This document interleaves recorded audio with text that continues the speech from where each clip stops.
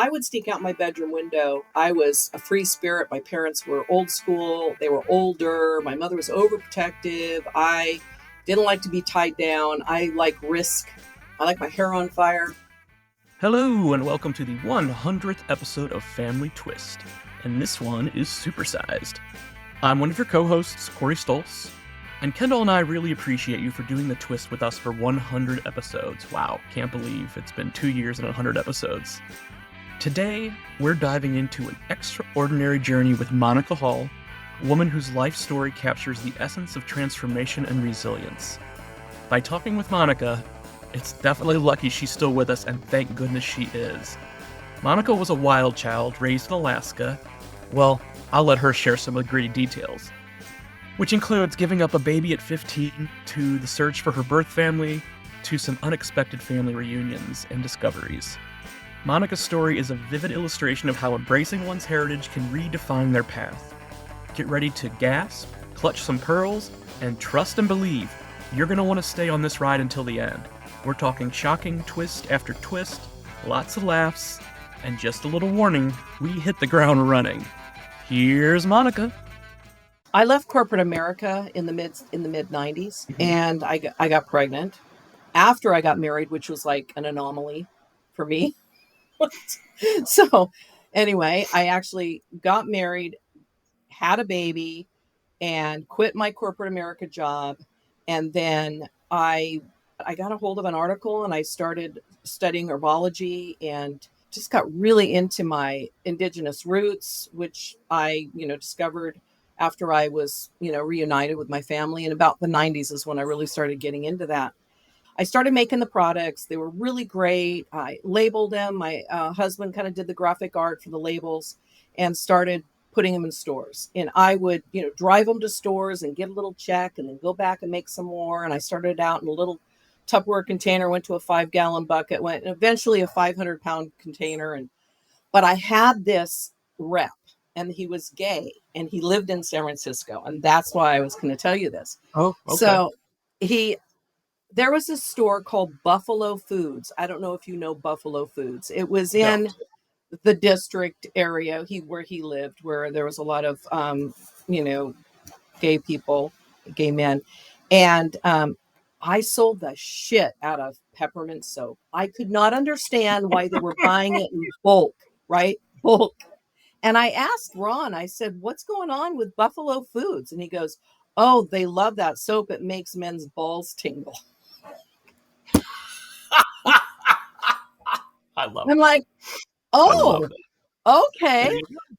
So Who knew? Yeah, so that was a great account. They're probably still carrying my products. I don't own the company anymore. It's in, I think, 64 countries today. But I started in my kitchen and I got investors and, Wow. I make things grow. It's just. So the soap still exists? Oh, yeah. Plant Life Inc. Okay. Because one of our dear friends we lived in Alameda for 6 years. And one of our dear friends, Kurt, is like a soap connoisseur. So I'm going to definitely send him some because his birthday's coming up this summer. He probably knows about it. It's been around for over 20 years. Oh, wow. He probably has some. His well balls are probably tingling right now. We're talking about Northern California. Now, do you have critters? Do you and your husband have critters? I'm not married, but I do have 2 doggies. Yeah. Okay. I always thought I'd be freaking married, like in a relationship at this age. I don't think I'm relationship material. Different strokes for different folks, right?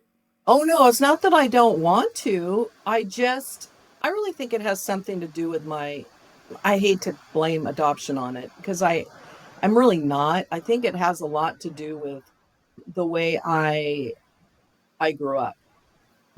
Like I was groomed to let people into my life that betrayed and abused me. Yeah. I mean, I haven't been in a relationship for quite a while, but I don't know. It's like, maybe it was a self-worth issue, maybe I just didn't have enough self-worth. In fact, I know that's it because, if you look at me on the outside, I'm attractive, I'm successful, I'm accomplished, I'm smart, I'm humble. Funny. You're funny too. But I mean, on the outside, I'm not saying that feels right. right? But that on the outside, that's what I think people see. But I don't think I felt that way. I've always felt like it just wasn't enough, you know? Yeah. So, and I don't think it probably had to do with being relinquished. I'm sure that had something to do with it. But I had a really effed up childhood. And I love my parents. Love my parents. My mom Yeah. passed 4 years ago. I still miss her. And my dad passed when I was 19. I I call him daddy. My daughter, the first baby I got to keep, I call her. She's 39. When I was writing my memoir, and I called my dad daddy and my mother mama. That's the way we grew up. She goes, "You call Yeah. him daddy? Are you sure you don't want to change that?" I'm like, "Well, it was the way it was. So it's, Yeah. you know, I mean, uh, come to that's what daddy." But Kendall calls his adoptive parents his yeah, daddy and mama. So I mean, and I call my mom mama. So yeah, I think the mama thing's not so weird, but the daddy now is, has got this other, sexual connotation, then I'm also thinking of kinkiness. what's that Paul Newman movie where it's Big Daddy? Don't know. Is that Ken on a Hot Tin Roof? I don't know. Oh, maybe. Maybe. So let me ask you this before we get into the nitty gritty. I mean, we lived in Northern California for 9 years, and we still know a lot of people. Are you open to being fixed up? Hell yeah. Okay. All right. Are you just interested in men? Yeah. Okay, that's fine. Unfortunately. That's cool. My daughter married a woman and it worked out great for her.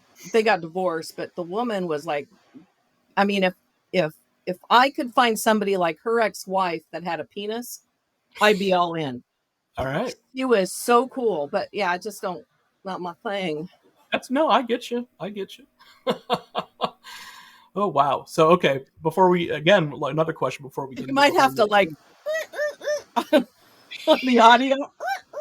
I mean, sometimes we just go wild and woolly on the show. So The older you get, you think you would know yourself better. Or maybe yeah, I'm just changing with age. I don't know. I'm an well, extrovert for sure. Like yeah, for sure. I yeah, don't know if you do astrology, a little but bit. I've messed with, everything under the sun. And I've got 7 places of Leo all in a Oh, row, oh, all okay, above the horizon, yeah. and all fire. I don't even have any air in my chart. How I wrote a book is beyond me. It was a manifestation of something greater than me because, What's your birthday? July 27th. Okay, so Kendall is July 14th. I'm August 11th. Oh, you're a Leo. Ooh, yes, Woo. to the nth degree. Are you? I have to do your chart. Yeah, I love Leos. My brother's a Leo. He lives with me. After my mom passed, he was displaced, and so he's the other end of the house. Yeah. And my daughter, the one that's 39, that married the woman, that divorced the woman, that has my grandson, she is an Aquarius. And Aquarius and Leo are in opposition. Mm. We're close, but man, there's that mother-daughter stuff. Yeah, I bet. Yeah. Wow. So fun. So fun. Well, it's funny you mentioned that because I was Instagram stalking you a little bit today because I saw you refer to yourself as grandma on your daughter's Instagram page, and I wasn't sure if that was the daughter in the book. I'm a grandma on both sides. Yeah. Oh, awesome. Yay. Yeah. I'm hella old. That's a No. hella thing as a Northern California thing. All right, hella, yes. I mean, 47 isn't old. Come on now. I'm not 47, darling. But Oh, and I haven't even mentioned to you yet that Kendall's sister on his dad's side is also a Monica. okay, so when I grew up in Alaska. So Yes. back in the olden days when it was a little town and nobody lived there, I was the only Monica in town that I knew of. So even when I moved to Sacramento in 74 and when I was in high school, I was the only Monica. I think there was one other Monica. I didn't know any other Monicas. Do you know how many Monica Halls there are? Are there a lot? There are so many Monica Halls. It took me, I had a skincare line separate from I had a different startup, probably in 2011 or 12. And I tried to get monicahall.com and I couldn't get it. And then somebody let it go. And then somebody else snapped it up. And she said she was offered like $10,000, $12,000 for it. And Wow. I ended up with monicahall.com, monicahall.net, Monica Hall. Yeah. I snagged them, but it's hard to be indexed on Google, and I sell marketing, and I'm a marketing person for a living and sell software. And it's really hard to get indexed for Monica Hall because there's so many of us. I didn't realize that. There's, Interesting. in fact, on Amazon and on Ingram Spark, when I, have my book, I'm confused with somebody, other Monica Hall that writes Georgian, like historical stuff. I'm like, oh, she's not going to be happy being mixed with my Practically Still a Virgin book. Right. She's going to be really happy. Well, I mean, it got fixed, but yeah. So, when we started this whole thing with the Family Twist, there's a European family travel company called Family Twist. And we're just fighting back and forth for the top spot on Google. And, I don't know if a family travel company wants to be associated with a podcast about NPEs and adoptees and donor conceived people, but whatever. Oh, where then they don't have a sense of humor. I'm sorry. There you go. Yeah. No, and we haven't heard from them and we haven't reached out to them either. It's just, but they own the familytwist.com, which is why we're Family Twist Podcast. But yeah.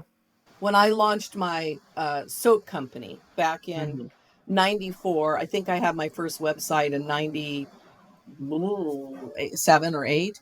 Hired a company, spent $10,000 to get this fabulous website. Back then, nobody was doing websites. Google was like, nobody used Google. It wasn't really a thing or anything. Right. Plantlife.com was taken. So we never did get it. Even that far back, there was a company in Australia. It's plantlife.net. So the company is still around. They're now manufacturing San Clemente, and they use still my same formulas because my formulas were so fabulous. There's that humility again, but they were really good. Totally really good. Like my lip balm would stop burns. Like there's, it was a salve. It was really good stuff. When I found my biological family, which I didn't even realize it until a few weeks ago, that my great grandmother was a medicine woman. She traveled with a buffalo, on the hunts. Totally makes sense now. Oh my goodness. Yeah. I mean, you should see all the remedies. I was making poultices. I was like the herbal, I love it. Wise woman. Well, nature versus nurture is like a huge theme of the show. And like, I just love hearing that. That's amazing. Wow. It is amazing because, nobody in my family's like that. Nobody. Even my Indigenous family, it skipped a couple of generations. Yeah. And it totally makes sense now. I'm a little bit fascinated with Alaska, but like the only two sort of like references I have to it directly are 30 Days of Night, which is a graphic novel / movie about vampires going and invading. And then the newest season of True Detective with Jodie Foster. Oh, that's sick. I totally. So, but it is Alaska, especially back before the oil boom and during the oil boom, was a very unique place. So when you watched the True Detective, it had a feel like that. In fact, some of those, because I would sneak out my bedroom window. I was a free spirit. My parents were old school. They were older. My mother was overprotective. I didn't like to be tied down. I like risk. I like my hair on fire. Probably why it made such a good book. You were raised Catholic, as was I. Yeah. Right? Uh-huh. So, I think I have a Virgin Mary up here. I have Buddha over there. I have Ganesh over there. My birth mother, my family. There's another Buddha. Oh, and I've got pictures of me when I was young for the inner child work. I check. I'm doing everything I can, right? You're in your spiritual place right now, physically. Yes. Oh, not compared to my room. My room buzzes. It literally buzzes because that's where I pray and meditate. And I have this beautiful altar. it has, Pietà, however you pronounce it, Virgin Mary, Saint Monica, rosaries, crystals, artifacts, and and that's where I meditate, and where my vibration in my room is so high. So I work with people. I mentor women, especially women that have had difficulty with addiction and trauma, and I am a coach. And sometimes I'll bring them into my room and just play the drum or a singing bowl, depending on what the intuition is there, and just watch her just calm. But it's a special place, if they're Yeah, vibrating, I want to keep my vibration high. I've done a lot of work over the years to do that. for Um, sure. but this room's two, and my password for my computer and for work is I love my job. So everything is, or it was, it's changed now, but everything, what we say, what we do, what we think is all what we bring about. So what we think about, we bring about.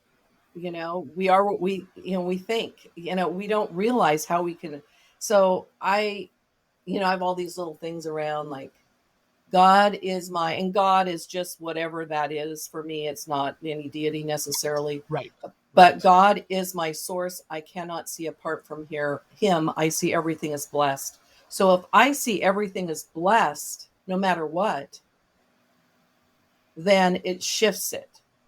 Yeah. And I get better stuff, better experiences, better people, more people that I can help or that can help me. The other one is God does not need me to police his universe. Well, that's for sure. Right. I Right. mean, I'm so controlling nature Hmm. wise, because I didn't have control over my childhood or my young adult years, no Right. control. So if I remember I went to a therapist back in the 90s, and when I exited that therapy, she wrote me this beautiful letter. And I had gone through a workbook with her, the Men and Women Survivors of Child Sexual Abuse workbook. And it was a pretty rough few years. But when she gave me that exit letter, it was so beautiful and so poetic, but how I didn't have any power in my life, and I felt that if I controlled things, then I'd be safe. And I'm not giving her justice. It's put away in a book, but it is so true. So today I try not to be too super controlling. I don't know how successful I am at that, but at least I know what I Yes. need to work on. Yes. That's a thing. Well, before we get into the book, which I want to dig into, let's just talk a little bit about the summit, because I'd never been to something like that before. And I was, messaging, my friends and Kendall and stuff as I was there, and they're just like, "Well, how is it? How is it?" And the only word that could come up was life changing. Like, it was like I felt I was buzzing the entire time I was there.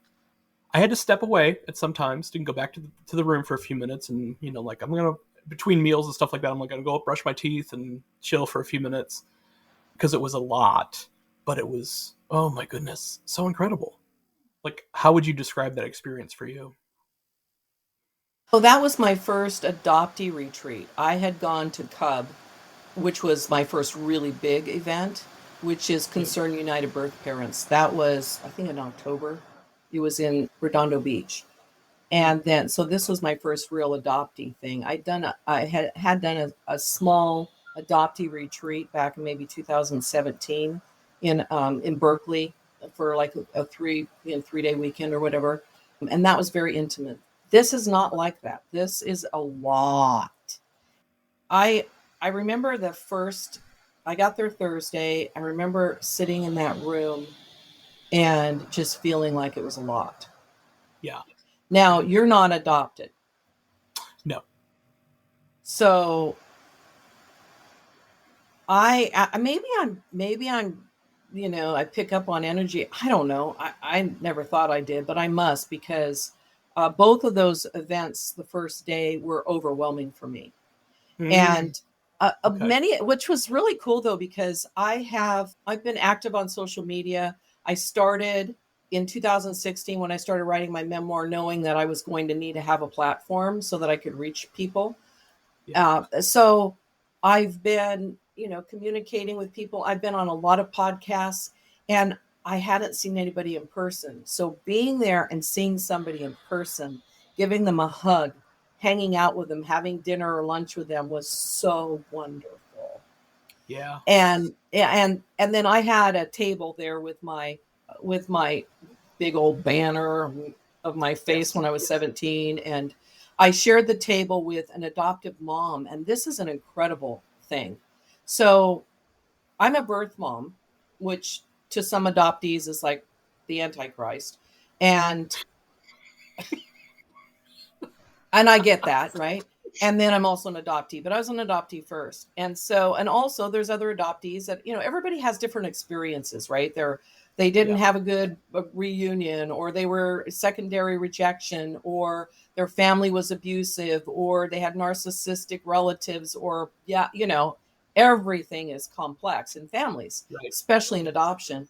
I was asked to speak in a panel, surely, a few months ago, for a foster care adoptive mom retreat. Mm-hmm. And so I was there. I mean, I have quite the story, and it wasn't very long. There were three of us. There was a kinship parent, a grandmother that was raising her grandchild. There was a maybe 23-year-old, beautiful, soft spoken adoptee who actually she was a foster child. And then there was me. When I was introduced by the woman that had referred me to this, I had talked to her years ago when she was thinking of adopting. And I gave her my opinion unsolicited, probably, because that's what I do. I don't know. Maybe she did ask me. I hope she did. But anyway, when she introduced me, she said, when, Monica's blah, blah, blah. And when I first talked to her and told her I was adopting, I went home and I was really angry by what she said to me. And I'm like, oh, shoot, really? Because I didn't know that, right? And Yeah. she goes, but when I was home and I was thinking about it, she was right. It's about the kids. It's about the kids, right? Yeah. We make it about us. We make it everybody. And that's human nature. It's Yeah. about the kids.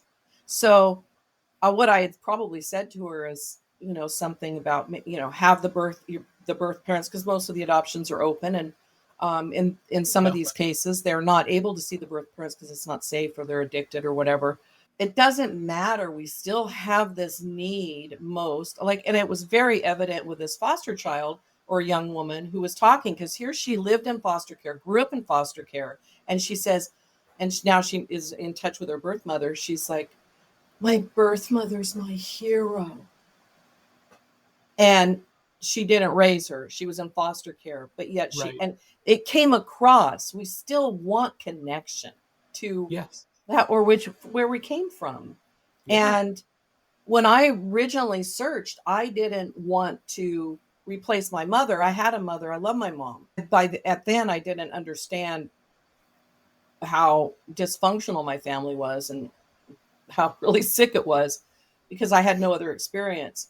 I still, wanted to meet my birth mother. Anyway, so I spoke at this thing, and it wasn't long.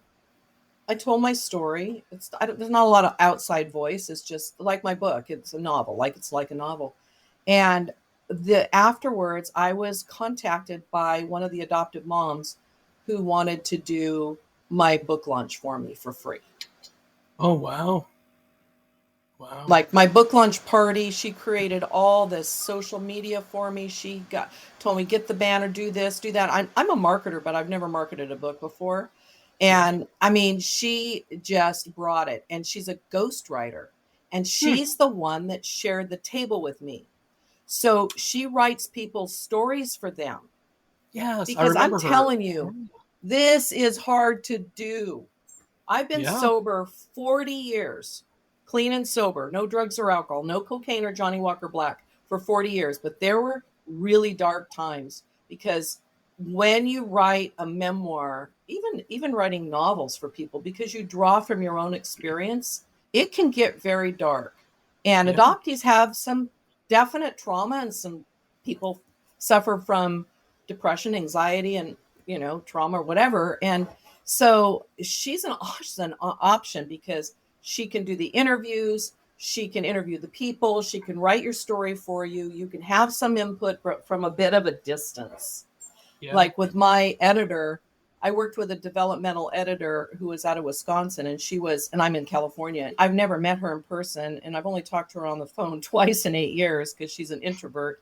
But boy, that woman, right? Every time I just want to talk to somebody. Okay, just talk to me. I'll figure it out by talking. Well, everything she, give me these long emails and stuff, and we got to kind of know each other personally. She knows all my dark secrets, but it forced me to write my everything, emails. And I communicate by talking. But boy, that was a long drawn out 8 years, and it was very expensive. Anybody, even if you're a trained writer, which I was not, you still need a copy editor if you want something good, Of course, to be published. Yeah.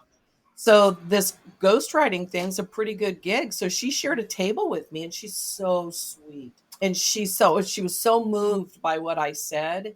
Unfortunately, her baby, she's tried to find the birth mother. She's living in her car, and she's addicted, and it's just a lot of really bad stuff. At the end of the day, which is a term I hate, I hear it all the time, but I'm saying it, okay? At the end of the day, there's destiny. Yeah. She can try to make everything right for her kids and be the best mom she can be. But in the long run, there's just so much that's not in our control. And that's one of the things I've learned is that I've got to step away because, if I were to rewrite my life, I'd screw it up. I would screw it up. It was seemingly horrific. People that read my book are like, you're so strong. You're da-da-da-da-da. I'm like, yeah, but I just kept going. I didn't know any different. Yeah. What are you going to do? You got to keep going.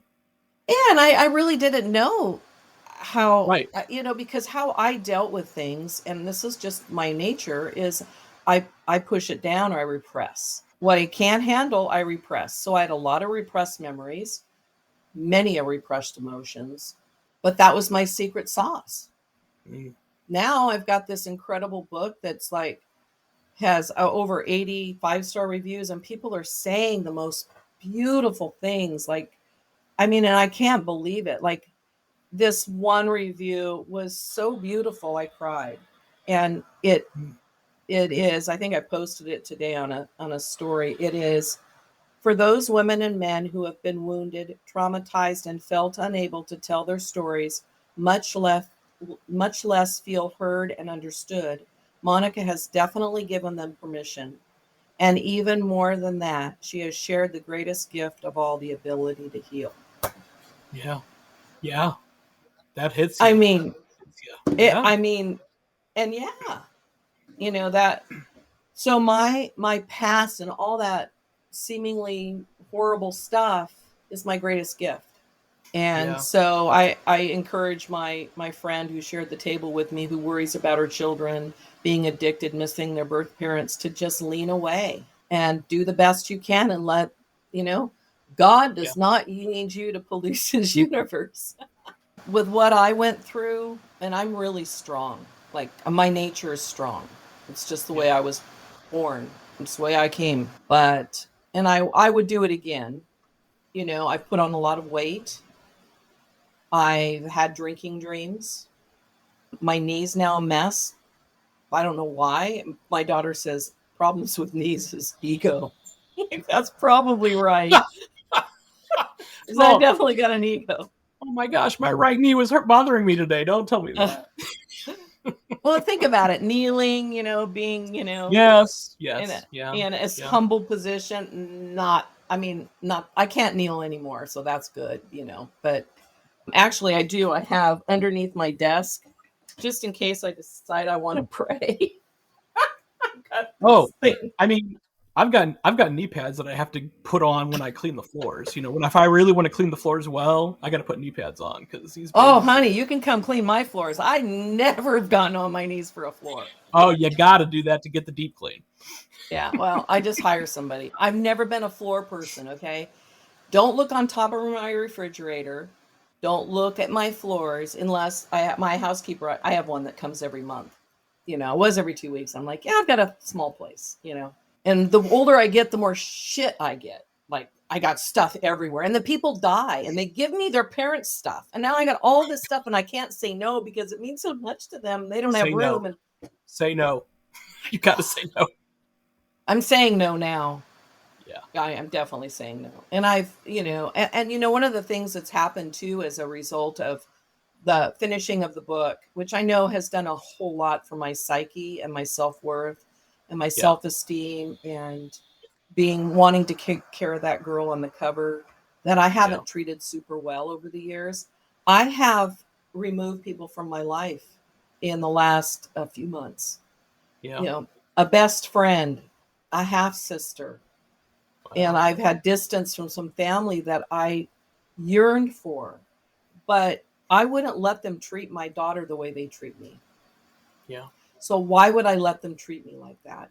And Exactly. I have a mentor and she's very wise and she said to me, "Monica, you're like the battered wife. You get a bloody nose and a black eye and then he brings you flowers and you take them back." And I've been doing this for decades with some people because I've always seen the way I'm wired is I want to see the best in people. Maybe it was because of my mom. I mean, my friend Kelly that I grew up with in Alaska, or she was there with me through the troubling times. And she had her own, family issues for sure. And she'd say to me when I was writing my book, and she's still in Alaska, and I'd call her and just fraught over this thing that I discovered and trying to unwind my relationship with my mother. And it wasn't until she was passed that I could see her with clarity. Because Kelly would say to me, "Monica, you've always made excuses for your mom." And that's what I do with people I love. And maybe that's part of being relinquished. Maybe it's partly my nature, but I didn't take very good care of that girl. I put her Yeah. in places to be hurt all the time, with wanting to be, included or wanted to be accepted or wanted to be looked up to or wanted to be friends. And, it was always about never being enough that I put myself in places to be hurt. Right. But as you said, she was just a girl. Yeah. Well, now she's 66. Okay. So, I And mean, looks like 51. So there we go. thank you. That's the Indigenous. I'm so, Uh hey, it's great. I mean, that it's true. I looked like at least 10 years younger. My oh yeah. knee doesn't feel like it, but that's some wisdom, major Right? wisdom. Yeah. Yeah, Who came up with the title? I did. So Yeah. this whole time I was writing, the book was like 180,000 words, right? I have Yeah. a really long Okay. story, Yeah. but you can't do that No. in a book A, and have a anybody third of that's actually got to want to go. read it. Yeah. A third's Yeah, probably got to go. Yeah. yeah. So half of it went. And it's so tight now. It's so good. I had my editors. I said, I'm okay. They say kill your darlings. That's part of the, you know, Right. in writing. Yeah. Nobody wants to kill this stuff that they wrote because it's so, I was freaking over it. I'm Yeah. like, take the shit out that's not working. And I mean, that was after it was already condensed half by half. And she did, and it's so tight and so Yeah. beautiful. The chapters are short, it's a quick read, it's a page turner. And I guess, I think I tried to end the chapters like that, but I don't know that I had any idea of how impactful it would be on people. I just didn't.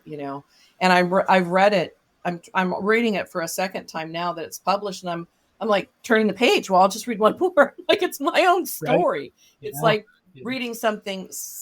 Yeah, it's quite remarkable that I actually finished it. And so the editor was super helpful. I couldn't have done it with a developmental editor because I really struggled in school, and I for many years I felt very inadequate about my education, even as I never went to college. took some chemistry when I was manufacturing. I had my manufacturing business, Yeah. but and struggled through it. But when I'm interested in something, I can pay attention. But if I'm not, I can't focus. I can't. And people with ADD make really good entrepreneurs. So I have 2 books. The second book, it's all been removed, and I just need to put it together. But this book I need to get out. And this is the crucial period. It's been a little over a month since it launched. You have connected with the baby you gave up. Can you talk a little bit about that? She turned 50 in June of 2023. And we were reunited in 1991. And she has 2 daughters. I live in California. She lives in Michigan. Okay. But I had relinquished her in Alaska, which is where I grew up. That's where my parents took me when they adopted me out of Canada. Right. So, yeah. It's, the nurture. When her mom used to tell me early reunion, she was so kind to me. And I had such a low... her mother was kind to you, or her mother, her adoptive mom. Yeah. Whose name's Pat. And they were incredible people. They still are. She's still alive. But they adopted 2 other daughters after my daughter. They flew her out for her. And that's a whole really interesting scenario, how this all came about, for her 18th birthday. But her mother would call me and she goes, "You know what your daughter did today?" Oh my God, I love that. That was so sweet. That's big. That is big. She was really, I'm sure there was a little insecurity there. They flew their daughter out to meet me for her 18th birthday. You being Catholic, okay. Warmer. So when I was locked in the house for the 6 months that I was pregnant, and this was a dark Alaska winter. You watch True Detective. It's friggin' dark in Alaska. Okay, that was up further north, but in the wintertime, we had like 5 hours on the shortest day of light. And so it's cold. And my dad wasn't into fishing or, sports or any of that. He was a businessman. So, and they hid me in the house because I was pregnant at 15. And so I was there, all my juvenile delinquent behavior, which was exorbitant. It was a lot. I was sneaking out my window, taking drugs of the 70s. I was breaking into houses. I was riding in stolen cars. I was vandalizing. I was beating people up. I was throwing huge ice chunks off the top of the JCPenney's parking lot, trying to hit patrons as they walked on the sidewalks. I mean, I was so bad. Yeah, you were living your best life, weren't you? Jesus. Actually, I had a lot of fun, but I did. I mean, but I know I'm not even going to share I'm not going to share my stories right now. I mean, yeah, I hear you. I wanted my hair on fire most of the time, and I also, I think it was a way to take my power back that I lost in my family. I don't even know where I was going with that. Where was I going with that? Did you ask me a question? Oh, Alaska. So it was super dark, and I was locked up in the house. But during that time, you being Catholic, my mother had said the rosary, every day. And they said that if you say a novena, especially a 54-day novena, that's every day praying the rosary for 54 days in a row. Mm-hmm. Hail Mary, full of grace, the Lord is with thee. Blessed art thou among women, blessed the fruit of thy, that whole thing. Hail, Holy Queen, Mother of Mercy. I still remember it, okay? I repeated the Hail Mary thousands of times. I don't know, what's 54 times? I don't know, it's a lot, thousands of times. And I prayed that my daughter would get good parents. And it's interesting. I never prayed for her to get parents like mine. I must have known there wasn't something right, intuitively. Yeah. Did the acting out start prior to the pregnancy or post-pregnancy? Yes. Okay. No, I had some pretty horrific events. The first one was at 11. In fact, it's in the back of my book, and it's going to be in book 2. It's called the teaser chapter for book 2, and it's called Daddy's Girl. And so that's an event that happened when I was 11, and I didn't understand it, and it really caused me some major issues. You still have deep affection for the parents. Yeah. Part of it, I think, too, is that when I was adopted, I was in a foster home for 3.5, 4 months, something like that. And there were 10 other babies in that foster home. And I had a mommy, and she was undivided. I had undivided attention. She was 32. My father was 42. And then we got my brother 3 years later, who was super sensitive and had all kinds of like sickly issues. And she had to take care of him. And I was kind of just dropped. So I lost my birth mother, and then I lost my foster mother, if that was even any kind of bonding. I don't know how long I was in that house. I don't know. I don't know anything. I just know they got me out of a house. I think there were 11 babies or something in there. Yeah. And one of the little boy who was a year old wasn't expected to live. He was going to die. So that's the house they got me out of. And then I get my mom, and then I lose her to my brother. And then my father was a narcissist and a salesman, and really smart and very charming. And people really respected him in town, shook his hand. Howard Hall. Oh, it was everywhere he went, he was famous. What I didn't realize that he was doing to me, and then I did realize when I was writing the book, is he love bombed me. I didn't even know really what that was until I experienced it a few years ago in a relationship. And boy, does it work for me, because I was, praised and loved and, called sweetheart. And, and I was strong, and I was smart, and I was outgoing. And he saw those things in me, things that he wanted in himself.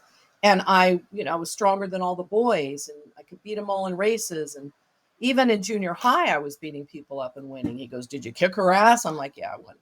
Howard at the dinner table, my mother would freak out. But, that was my dad. And so even though there was abuse there, I got really confused with the abuse and the love bombing and feeling special with him. And so I still love my parents. My dad died when I was 19, and that's when I started drinking and using. We were here in California by then. Right after my daughter was born, 9 months later, we moved here to Sacramento area. And my dad died. I was 74. He died in 77. And that's when I started binge drinking scotch, Black Label, and snorting as much cocaine as I could get. I do not have a deviated septum, thank God. But you're not quite to Stevie Nicks territory. Pardon me? You're not quite to Stevie Nicks territory then. Not quite. I think I got it got arrested in time, because I got really sick with probably alcoholic hepatitis from binge drinking. I turned yellow. My eyes turned yellow. I couldn't get out of bed. I was so sick. And it took a couple of years to get that cleaned up. And so I stopped drinking. And that's when I searched for my biological family when I was 23.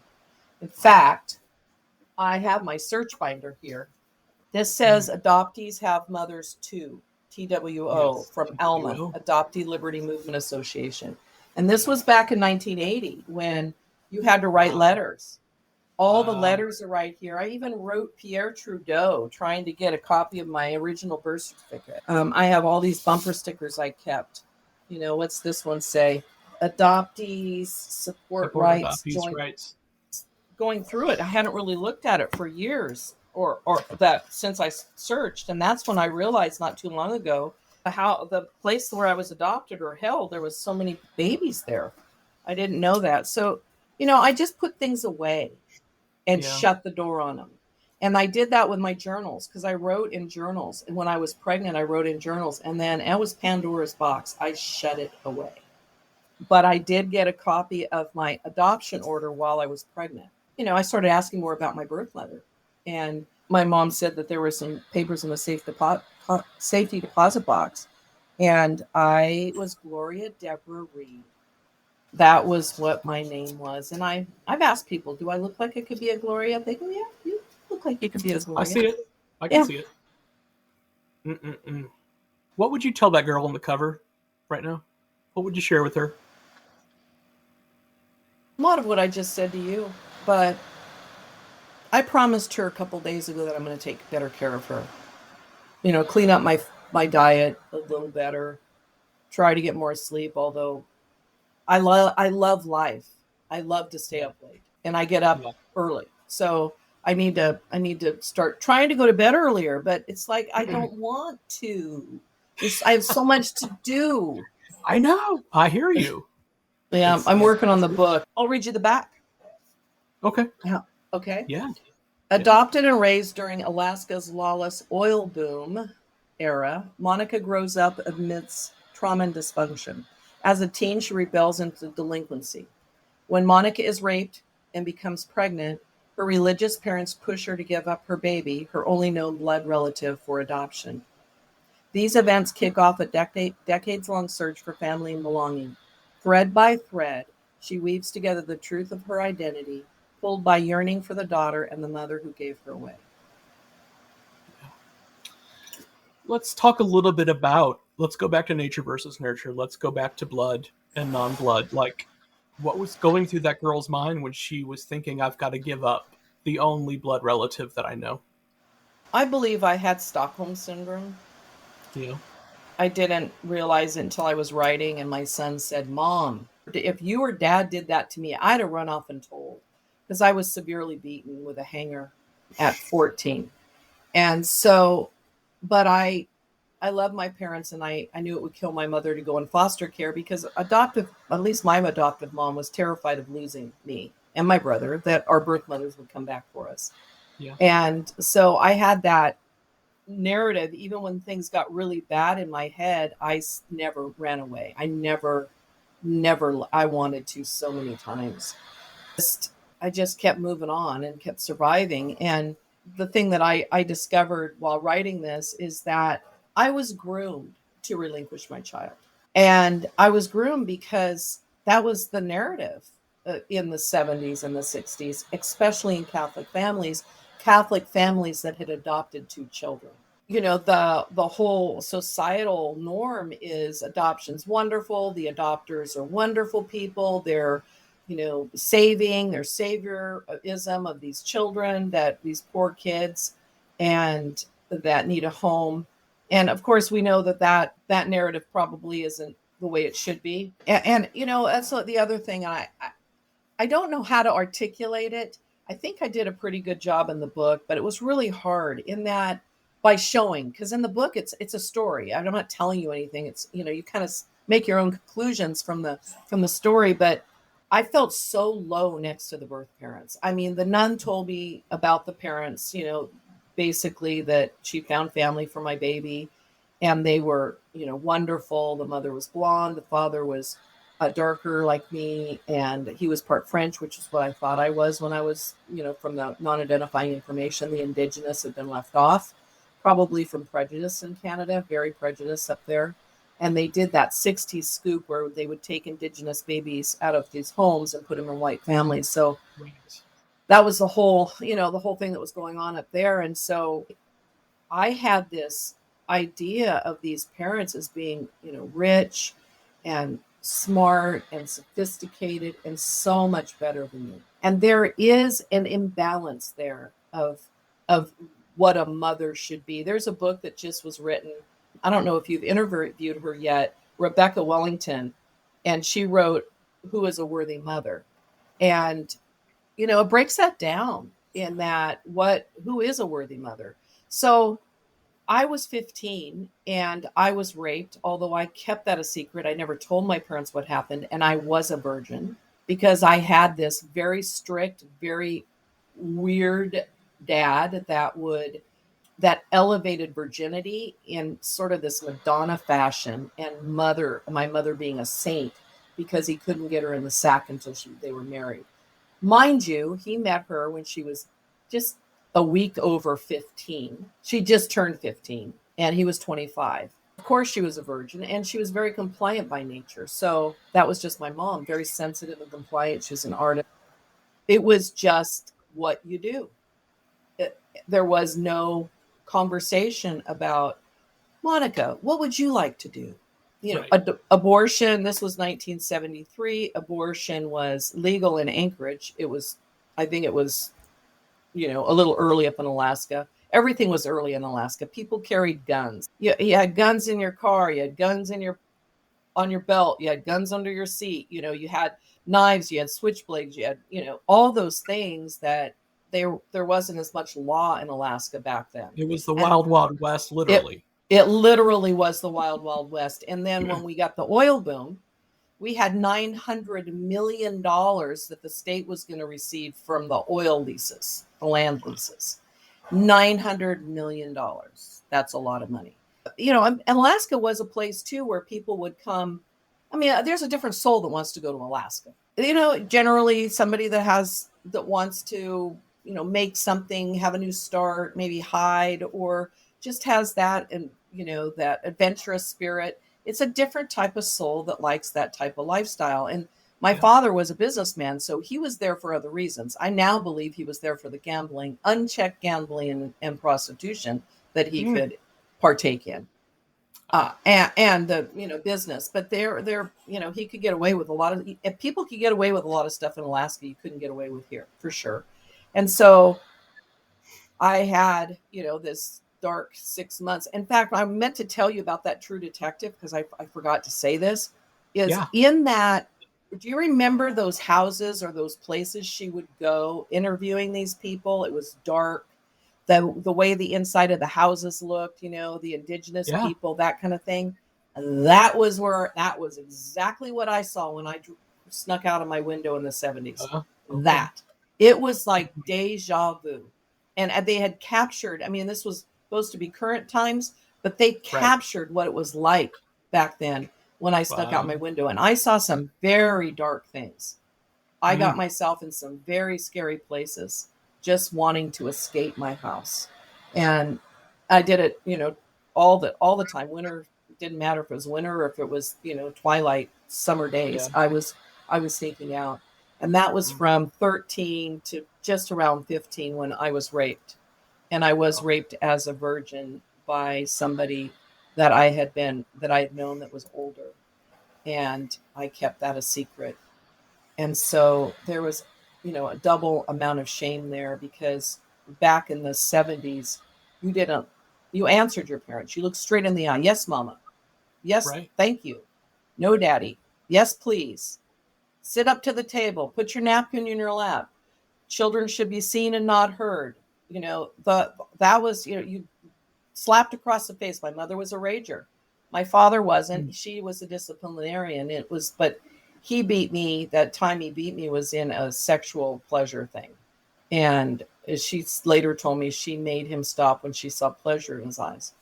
So there was a lot of things that I repressed that came out during this. And I know there is still a lot more repressed. And I am completely okay with leaving them where they are. I came here strong enough to be able to survive it. And, your mind takes care of you and it protects you from what you can't handle. And so I did some EMDR, eye movement reprocessing, desensitization over Zoom with a therapist in 2020, particularly to be able to gain access to a couple of things that I wanted to write about and not feel guilty. I knew they happened, but I didn't have super clear memory of them. And I went through with this therapist 11 big T traumas. So she would say, you have 11 big T traumas. Then she put her fingers up with a T. 11, not one, not two, but 11. Big T, or, a little T, or there was gazillions of those growing up, with all the gaslighting and all the secrecy and all that. But the big T traumas were a lot. And I am definitely a survivor. There is no doubt about it. Yeah. No doubt about it. Yes. Wow. Oh my goodness. So much to unpack here. Thank you thank you for bringing up the therapy, just because I don't know if you had an opportunity to connect with Jeanette Yoff, the therapist at Summit, but she's been on the show, and I asked her if she could find a therapist for Kendall to help him get over his fear of flying, because I want him to be able to get out there and tell his story. But we had a bad flight a few years ago, strangely enough, meeting his half sister for the first time, but coming back from New Orleans in January, we had to circle the airport a few times in Boston. I only had one runway open. It was a nasty flight. I mean, people were getting sick on the flight, which I've never heard in my life. So it was bad. But like we landed and we were fine. I'm like, babe, we're good. And he's like, I am never flying again. and he's only flown once since then. It was for work. That's the only reason he'll fly is for work. So I'm hopeful that type of therapy will be able to help him. There is absolutely that type of therapy. I would love to talk a little bit about your discovery of being an Indigenous. I don't, it's in the book, and I hired a final copy editor to get the final copy done. And she was referred to me by the woman that, this is so interesting too, Corey, how things work out. So I started to write a memoir. My daughter asked me to write a memoir. She thought it was fascinating that I had been adopted and that I had relinquished a child for adoption. I was reunited. She said, Mom, you should really do this. So in 2016, I started writing. And then I was getting a resume done. Some woman in Wisconsin that we found on Upwork or one of those. And I happened to mention that, or I was asking her doing a resume. And I happened to mention that I was writing a memoir. Like I was writing a memoir. Like, I didn't know what the hell I was doing. Right. I mean, I skipped all through school. Yeah. And so she said, well, I'm a nonfiction developmental editor. I'm like, what's that? And so I started working with her, and she's in Wisconsin. I'm in Sacramento. Guess where she got her master's degree? Davis? University of Anchorage, Alaska. Oh my gosh. What are the chances? And so she had worked on some books for old timers with the old crazy 70s. She knew about the stuff. And then every time I'd write, she'd know where it was. It was a really incredible experience for both of us. She knew where these places, it was a small town, Yeah. And then so she was the developmental editor. And then when I was ready for a final copy edit, she recommended somebody who said she was excellent, not cheap. None of this is cheap. I got the best. Right. And she was her roommate in Alaska. And so she knew about Alaska too. And she wasn't taking a lot of work, but she wanted this piece because probably of the subject matter. And when she read it, she said to me, I didn't know you were Indigenous. She was fascinated by that. She's the one she managed the proof, because then you've got to do a proofread. She does the final copy edit with the footnotes and all that. And then I had a proofreader, which is another $1,000. And she said, when I got it back and it was done, she said, oh, and Larry says he found your book very interesting. He's an adopted parent. And of course he is. Wow. It's like a petri dish. We just attract all that, you know? Yeah. So, yeah, it's been pretty interesting. And the book itself, it's something I'm really proud of, that I finished, that I didn't quit when there was times where I thought I can't do this anymore. And somebody would respond to a blog post with their own personal loss and story. And I realized that I need to keep writing for others. And I'm really glad I finished. And it is good. And it was, I was going to do traditional publishing. And at the end, I just said, no, I don't want anything changed. I want to manage the cover. I hired a really fantastic cover designer, and I don't want to wait for another year or so. You get first you got to shop it to an agent, then they've got to shop it to a publisher, and then they take a year to do all their stuff. I'm sorry. It's happening now. You're not doing this to get rich. You're doing this to help people. Oh yeah. No, there's no getting rich. I mean, if there's a miracle somehow, but you don't. My whole purpose is getting it in the hands of people it can help. And it is helping. There's nothing that, it's proof that you can still survive. And, people cry and they laugh. It's funny because, you've talked to me. I'm kind of just, real, right? Well, it's important. So, humor has to be part of the healing. We've got to have that. Well, I was a shit show. Okay. That's There's okay. some chapters I That's still okay. read and I laugh. I'm like, oh my God, you're telling people this stuff? You're telling people this stuff because this is going to help change lives. Yes, and so that's what I really want people to do is when they, people don't think about it. They'll text me or they'll email me or they'll put a review. And what I need them to do is share it, or if they know somebody that can Yeah. get it out there, because Right. when you're traditionally published, you get the New York Times and you get all these things. But when Right. you're self-published, which is what I did, Yeah. you don't get those. You've got to do it yourself. And Right. so it's super important. It's super important. Monica's experiences with adoption, discovering her Indigenous roots, and finding her voice through writing her memoir remind us of the power of embracing our past to shape a better future.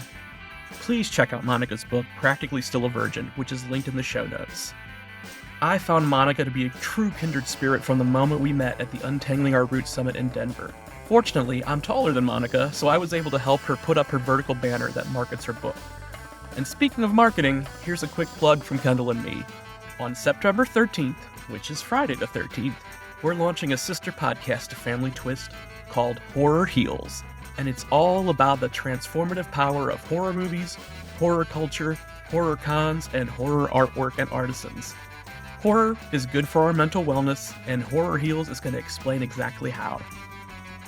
Well, I hope today's conversation has given you insights into the strength of the human spirit and the courage to pursue your own path no matter where it leads. Remember, these stories are the threads that connect us. Each one is unique, each one is valuable. So until next time, keep weaving your extraordinary story. And don't forget, family secrets are the ultimate plot twist. The Family Twist podcast is produced by How the Cow Ate the Cabbage LLC, presented by Savoir Faire Marketing Communications, and features original music by Cosmic Afterthoughts.